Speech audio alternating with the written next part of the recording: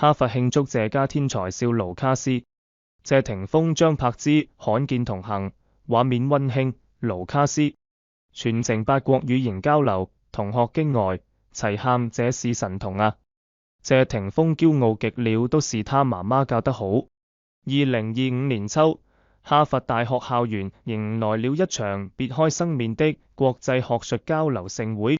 這場匯聚全球頂尖學府、青年才俊的活動，因一位特殊少年的出現而成為輿論焦點。謝霆鋒與張柏芝的長子謝震軒 Lucas 以流利的8國語言切換演講，與各國學者無障礙交流的經驗表現，引發全場轟動。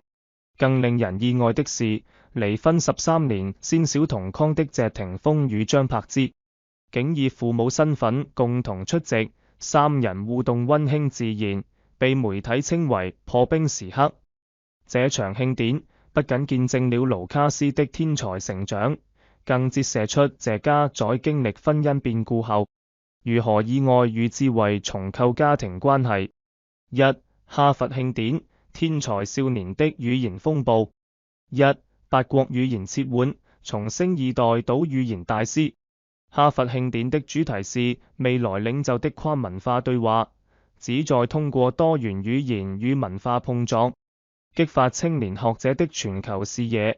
當主持人介紹盧卡斯時，現場觀眾上傳疑慮，這位18歲的少年雖因父母光環備受關注，但學術成就先有曝光。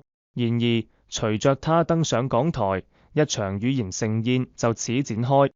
盧卡斯的演講以英語開場，隨後無縫切換至法語、西班牙語、德語、日語、俄語、阿拉伯語，甚至用粵語與中文向在場的華人學者致意。更令人驚嘆的是，他在回答提問時，能根據提問者的國籍自動調整語言，與法國教授用法語探討人工智能倫理，與日本學者用日語分析東亞文化融合，甚至用阿拉伯語與中東代表交流能源危機解決方案。現場一位語言學家驚嘆，他的語言切換速度與準確性已達到專業同聲傳譯水平，這在非母語者中極為罕見。而同學反應從質疑到崇拜的戲劇性反轉。慶典初期，部分學生對這位星二代持保留態度。一位來自麻省理工的參會者私下議論，他父母是明星，不代表他有能力。然而，當盧卡斯在分組討論中用5種語言同時參與不同話題，並精準引用《論語》、《理想國》、《社會契約論》等經典著作時，質疑聲逐漸消失。午餐時，一群學生圍住他，用不同語言提問，盧卡斯從容應對，甚至用意大利語即興演唱了一段歌劇選段，現場爆發出熱烈掌聲，同學們齊聲高呼：這是神童啊！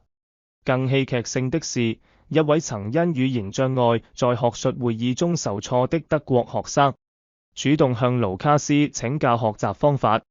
盧卡斯分享道：語言不是工具，而是理解世界的鑰匙。我從小通過閱讀原版書籍、觀看無字幕電影、參與國際志願者活動來沉浸式學習。他還透露，母親張柏芝曾為他制定語言闖關遊戲，每掌握一門語言就能解鎖一次環球旅行目的地。這種將學習與興趣結合的方式，讓語言成為他探索世界的橋樑，而非負擔。2. 父母同框，從婚姻裂痕到教育同盟。13年後的首次公開同行，破冰信號釋放。謝霆鋒與張柏芝的同框，是此次慶典的另一大看點。自2012年離婚後，兩人雖因兒子保持聯繫，但極少在公共場合共同出現。此次，他們不僅並肩坐在觀眾席第一排，還在盧卡斯演講結束後主動擁抱。謝霆鋒輕拍兒子肩膀，張柏芝則眼眶泛紅地整理他的領結。這一系列自然互動被媒體捕捉為家庭關係修復的積極信號。據知情人士透露，此次同行是盧卡斯主動提議的。他在申請哈佛時曾寫道：我希望父母能一起見證我的重要時刻，就像他們當年一起迎接我的出生，這一願望打動了雙方。謝霆鋒推調工作，張柏芝調整行程，共同飛赴波士頓。活動期間，三人被拍到在查爾斯河畔散步，在哈佛書店挑選書籍，畫面溫馨如普通家庭。謝霆鋒的驕傲都是他媽媽教得好。在慶典後的採訪中，謝霆鋒難掩自豪。當被問及盧卡斯的語言天賦時，他直言都是他媽媽教得好。他透露，張柏芝為兒子制定了精英教育路線，但並非傳統意義上的填鴨式學習，而是注重興趣培養與文化浸潤。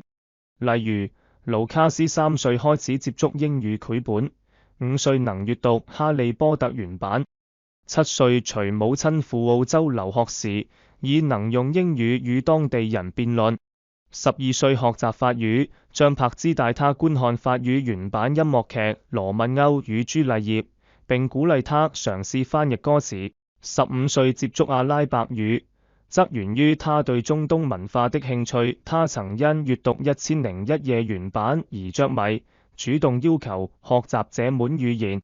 謝霆鋒還分享了一個細節：盧卡斯每掌握一門語言，張柏芝都會親手製作一本語言成就冊，記錄他的學習歷程與趣事。這些冊子如今已堆滿書架，成為盧卡斯最珍貴的成長紀念。他感慨，柏芝對教育的投入遠超我的想象。